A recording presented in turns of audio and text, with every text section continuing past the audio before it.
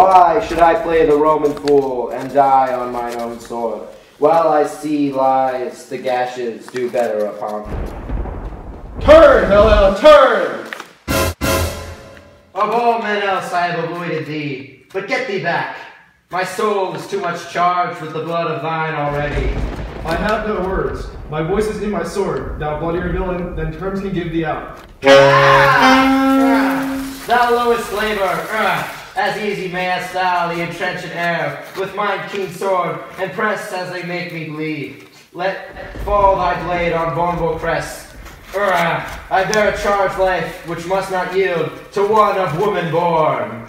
Despair thy charm, and that the angel whom thou still hast served, tell thee Macbeth was from his mother's womb, untimely ripped.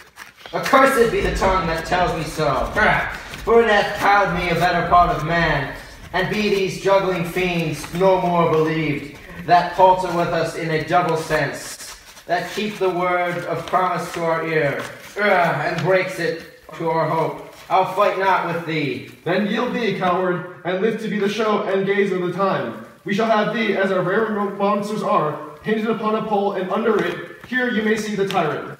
I will not yield to kiss the ground before young Malcolm's feet, and to be baited with the rabble's curse. Through Brenham Wood be come to Dunsingham, and thou opposed of being of no woman born. Yet I will try the last. Before my body, I will throw my warlike shield, lay on Macduff, and damned be him that first cried, "Hold enough!"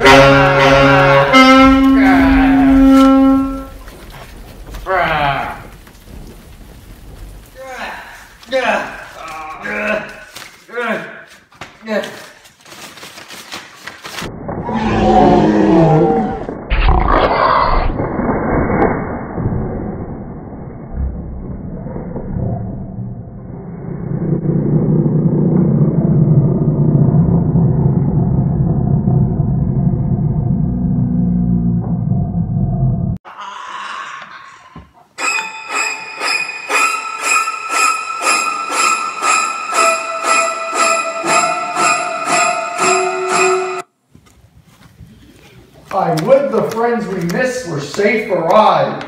Some must go off, and yet by these I see so great a day as this is cheaply bought. Macduff is missing, and your noble son. Your son, my lord, has paid his soldier's debt. He only lived but till he was a man, to which no sooner had his prowess confirmed in the unshrinking station where he fought, but like a man he died. Then is he dead? Aye, and brought off the field. Your cause of sorrow must not be measured by his worth, for then it hath no end. Had he his hurts before? Aye, on the front. Why then, God's soldier be he. Had I as many sons as I have hairs, I would not wish them to a fairer death. And so his knell is nulled. He's worth more sorrow, and that I'll spend for him. He's worth no more. They say he parted well and paid his score. And so, God be with him. Here comes newer comfort.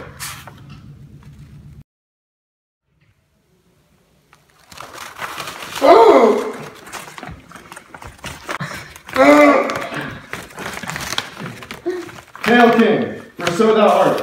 Behold where stands their usurper's cursed head. The time is free. I see thee compassed with the kingdom's peril, that speak my salutation in their minds, whose voices I desire aloud with mine. Hail, King of Scotland! Hail, King of Scotland! We shall not spend a large expanse of time before we reckon with your several loves and make us even with you, my thanes and kinsmen. Henceforth be earls, the first that ever Scotland in such an honor named. What's more to do, which would be planted newly with the time, as calling home our exiled friends abroad, that fled the snares of watchful tyranny, producing forth the cruel ministers of this dead butcher and his fiend-like queen, who, as 'tis thought, by self and violent hands took off her life. This, so thanks to all at once and to each one, whom we invite to see us crowned at Scone, and what needful else that calls upon us, by the grace of grace we will perform in measure, time, and place.